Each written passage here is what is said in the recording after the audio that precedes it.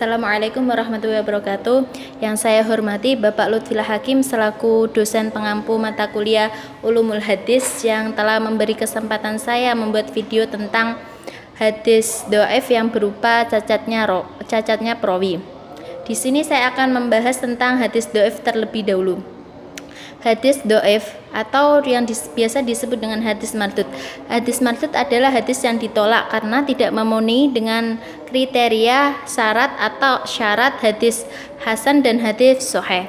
Nah, di sini hadis dhaif itu dibagi menjadi dua. Hadis dhaif karena cacatnya seorang perawi dan hadis dhaif karena gugurnya sanad. Nah, di sini yang ada gugurnya sanad itu ada 5. Yang diantaranya yaitu hadis mu'allaq, hadis mursal, hadis mu'dal, hadis mudallas dan hadis munqati'. Nah, di sini saya tidak akan membahas tentang hadis yang gugurnya sanad, tapi saya fokuskan saya membahas tentang hadis yang gugurnya perawi. Di sini hadis yang gugurnya para perawi itu ada banyak, diantaranya ada hadis maudhu, hadis matruk, hadis mungkar, hadis syadz, hadis mutoreb, hadis maklob, hadis mudabbats dan muharraf dan lain-lain. Tapi di sini saya akan membahas tentang hadis maudhu terlebih dahulu. Hadis maudhu adalah hadis yang biasa disebut hadis yang bohong. Lah, hadis bohong ini hadis yang biasanya itu penyandarannya itu disandarkan pada Nabi Muhammad SAW. Nah, di sini itu biasanya ada tanda-tandanya pada hadis maudhu. Di antaranya ada 2, yang berada pada sanad dan pada matan. Nah, itu yang berada pada sanad sendiri biasanya itu ada perawi itu tertuduh berdusta. Pengakuan sendiri oleh periwayatannya itu tidak bertemu langsung dengan perawi yang di depannya. Keadaan perawi-perawi sendiri yang mendorong untuk meriwayatkan hadis tersebut. Lah, sedangkan tanda-tanda pada matan yaitu buruk susunan dalam lafalnya, yang kedua rusak maknanya, yang ketiga menyalahi keterangan dalam Al-Qur'an yang sudah dijelaskan. Nah, di sini motif-motif pembuatan hadis maudhu yaitu untuk mendekatkan diri kepada Allah. Yang kedua mengikuti madhab.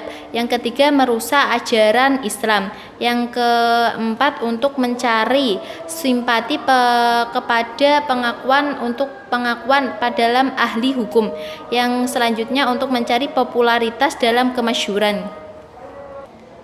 Nah, di sini sebelum masuk kepada hadis-hadis yang selanjutnya, di sini saya akan menyinggung sedikit tentang apa sih sebab-sebab cacatnya rawi itu. Nah, di sini itu sebab-sebab cacatnya rawi itu ada 10. Yang 5 berada dalam keadilannya, keterkaitan pada keadilannya. Yang kelima lagi keterkaitan pada ketobitannya. Nah, di sini yang keterkaitan pada keadilannya itu berupa dusta, tertuduh dusta, fasik, jahalah dan menganut bid'ah. Yang keterkaitan pada kedobitannya diantaranya yaitu terlalu lengah, banyak keliru, menyakiti orang terpercaya, tidak baik hafalannya dan banyak prasangka. Lanjut kepada video yang selanjutnya yaitu tentang hadis matruk. Hadis matruk adalah hadis yang secara bahasa yang artinya yaitu ditinggalkan. Sedangkan menurut istilah hadis yang diriwayatkan oleh perawi yang dicurigai berbohong, rawinya fasik atau orang rawi yang banyak kesalahan. Lah, hukum meriwayatkan hadis matruk ini adalah dhaif. Yang selanjutnya yaitu hadis mungkar. Hadis mungkar yaitu hadis yang secara bahasa yang mempunyai arti yaitu mengingkari. Sedangkan menurut istilah hadis yang rawinya dhaif bertentangan dengan rawi yang thiqah. Ya, dan hukum meriwayatkan hadis mungkar ini seperti hadis matruk juga dhaif juga. Yang selanjutnya yaitu hadis ma'ruf. Hadis ma'ruf merupakan hadis yang secara bahasa memiliki arti yaitu terkenal. Sedangkan menurut istilah yaitu hadis yang perawinya yang siko bertentangan dengan rawi siko yang bertentangan dengan hadis rawi yang do'if. Nah, hukumnya sama seperti hadis mungkar. Yang selanjutnya yaitu hadis syadz. Hadis syadz yaitu hadis yang bertentangan. Yang sedangkan menurut istilah yaitu hadis yang rawinya siko bertentangan dengan yang lebih siko. Yang selanjutnya yaitu hadis mahfud.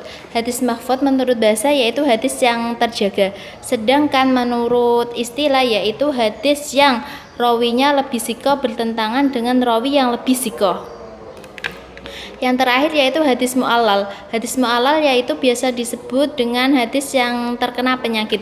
Lah di sini bisa kita mengetahui cara gimana sih hadis itu bisa ada ilatnya, yaitu dengan cara mengumpulkan semua jalur sanad hadis dan riwayatnya dan mengkajinya, mengadakan analisis terhadap kedudukan para rawi dalam segi hafalan,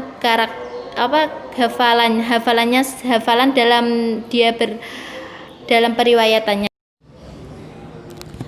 Selanjutnya yaitu materi tentang tahammul dan adaul hadis. Dan di sini kata tahammul artinya menerima, membawa, dan bisa menanggung. Nah, di sini secara istilah tahammul hadis yaitu proses menerima hadis dari guru ke murid.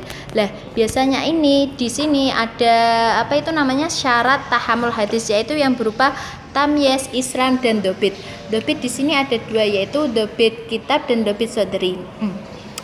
Dan di sini metode tahammul hadis itu biasanya ada metode as-sima, al-arad, al-ijazah, al-munawalah, sama al-mukatabah dan al-i'lanu syai' atau al-i'lam dan al-wijadah dan wasiyah. Lah, di sini kata as-sima itu biasanya menggunakan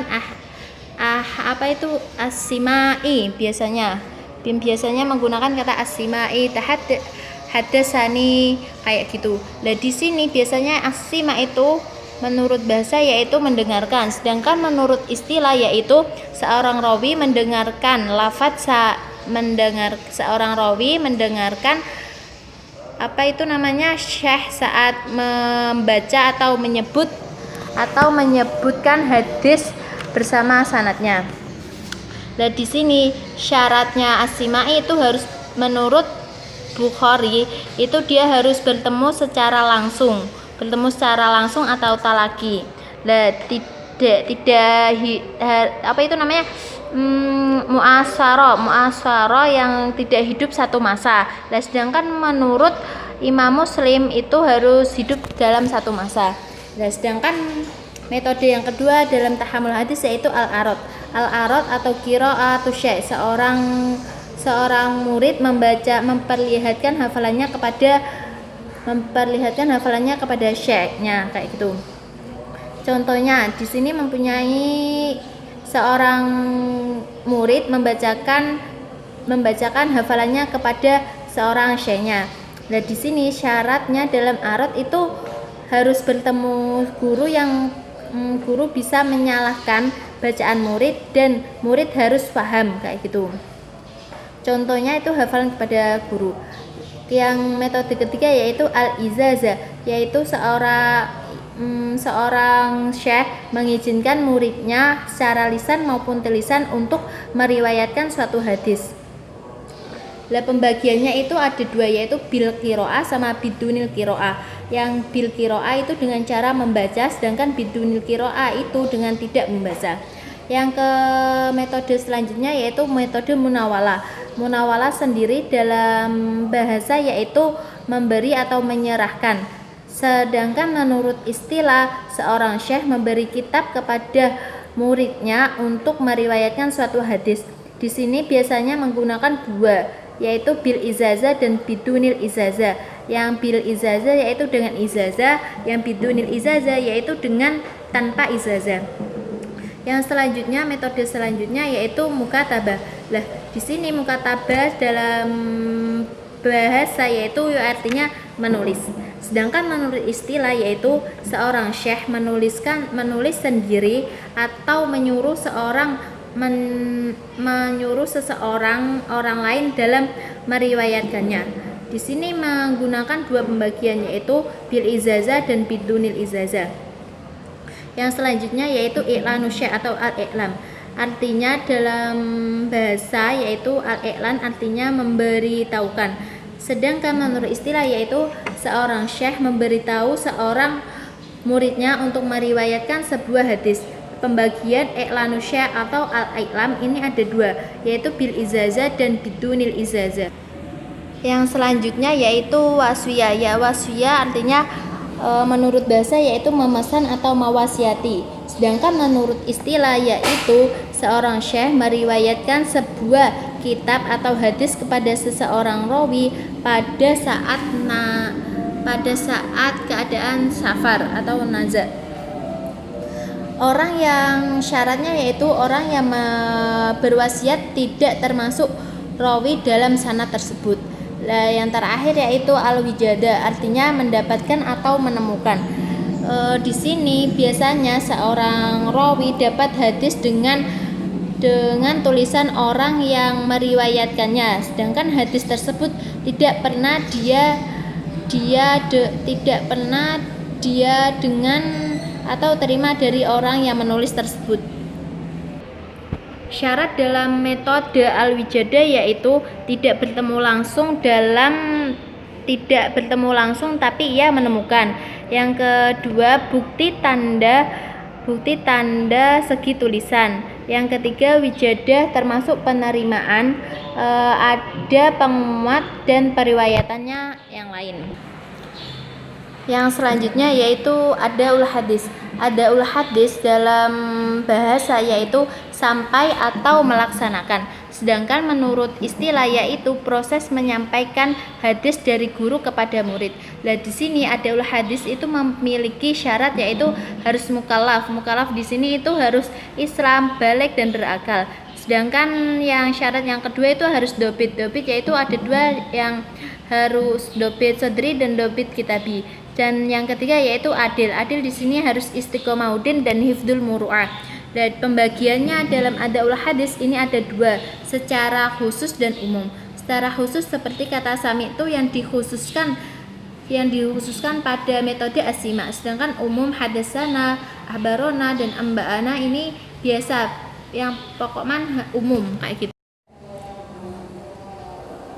Pembahasan tentang ilmu jarh wa ta'dil. Ilmu jarh wa ta'dil yaitu ilmu ada kata jarhu dan ta'dil. Jarhu yang mempunyai makna yaitu melukai, sedangkan menurut istilah yaitu menolak periwayatan. Sedangkan kata at-ta'dil yaitu yang memberi sifat adil, sedangkan menurut istilah yaitu menerima periwayatan. Kalau digabungkan yaitu ilmu jarh wa ta'dil yaitu ilmu yang membahas penerimaan dan penolakan periwayatan. Dan di sini ilmu jarh wa ta'dil itu mempunyai syarat-syarat. Yang syarat pertama yaitu harus alim, harus takwa, harus wirai, jujur, tidak fanatik dan ditolak tahu sebabnya.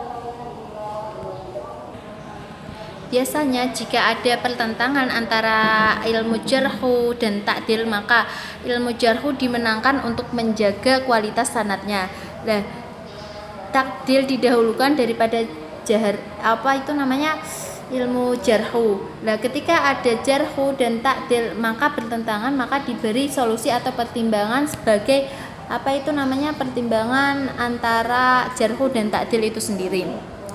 Nah, di sini biasanya ilmu jarh wa ta'dil itu mulai dibukukan pada abad kedua tahun 160 Hijriah. Sebab pembukuannya yaitu sebab perancaunya periwayatan hadis seadanya Imam Syu'bah bin Hajjah, guru Imam Syafi'i. Contoh jarhu pada Al-Quran yaitu ya ja'akum fasikum binaba'in. Sedangkan fasih dalam sanad bi'sal adawatul fasira. Takdil, contoh dalam takdil yaitu dalam Al-Quran yaitu fastashhadu syahidaini min rijalikum. Sedangkan dalam sanad yaitu ni'ma abdu khalidina walidun syaif. Contoh lagi jarhu bi'sal akhwatul ashira. Sedangkan contoh dalam takdil Ni'mal abdu falladhi walidu du'ifu min suyuf. Sekian video yang saya buat. Apabila terdapat kesalahan, saya mohon maaf sebesar-besarnya. Wabillahi taufiq wal hidayah, walidha wal inayah. Assalamualaikum warahmatullahi wabarakatuh.